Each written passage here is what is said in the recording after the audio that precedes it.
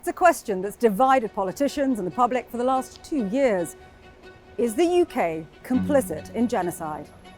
Those 6 words have polarised debate in the United Kingdom. On one hand, there are those who say there is no case to answer, while others say the answer is crystal clear, and it's a yes. So, who's right? I'm Sangita Myska. This is The Long Story Short. אין חשמל, אין מזון, אין מים, אין דלק. הכל סגור. I'm well aware of the definition of genocide, and that is why I've never described this and referred to it as genocide. It's just the cynical political values that seem to animate this government.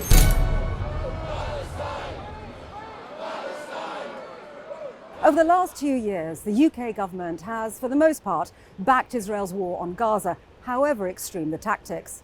Israel does have that right to defend herself, and Hamas bears responsibility.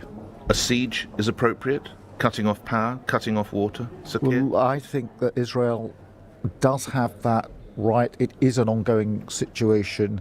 Then, this summer, there was a diplomatic shift. The UK finally recognised Palestinian statehood, adding weight to its partial arms embargo, though it has to be said, export licences supplying parts for F-35 fighter jets that drop bombs on Gaza are still in place. When pushed, the UK government has implied it can't take more action until an international court settles the question of whether Israel has committed genocide. But top legal scholars disagree, saying this stance highlights a double standard. Foreign Secretary both said this about a year ago, and it's simply absolutely inconsistent and incompatible with statements that they have made before the International Court of Justice in another case, the case filed by Ukraine against Russia. So, what does international law oblige countries, including the UK, to do? It's been 2 years since the Hamas-led attack on Israel on 7th of October 2023, which resulted in 1,200 deaths and 250 people taken captive. Israel's military response has proved devastating. Relentless bombardment has destroyed over 65% of civilian infrastructure. 90% of the population has been displaced. Israel has created a man-made famine. To date, at least 67,000 people have been killed. What is your reaction to that? Does it make you feel shame? Does it make you reflect on what's been going on? Or do you just think, well, the international community is lying? Matt, I'll tell you how I feel as a representative and a spokesman of Israel's government. I feel pride. The mass killing, displacement and destruction of Gaza led South Africa to file a claim at the International Court of Justice, accusing Israel of genocide, a charge it denies. As the case itself will take years to conclude, in January 2024, the ICJ issued an interim opinion, finding it plausible that Israel's attack on Palestinians was in breach of the Genocide Convention.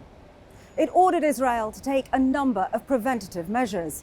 And these included a stop to the attacks by the IDF, various other measures to preserve evidence, to stop the hate speech that was inciting genocide. There were a number of components of the order, and it was directed at Israel. And have we seen any of those preventative measures implemented by Israel? I think it's generally agreed that Israel has totally ignored the measures that it was ordered to impose by the International Court of Justice. With Netanyahu refusing to recognize the court's order, public sentiment, once sympathetic to Israel, shifted decisively. Hundreds of thousands of people mobilized, demanding an immediate ceasefire and captive release. Then, in a relatively little reported development, the Nicaraguan government decided to file its own case at the ICJ, this time against Germany, a third party to the conflict which it accused of failing to prevent a genocide. This was to prove pivotal to the question of the UK's potential complicity. The case is ongoing.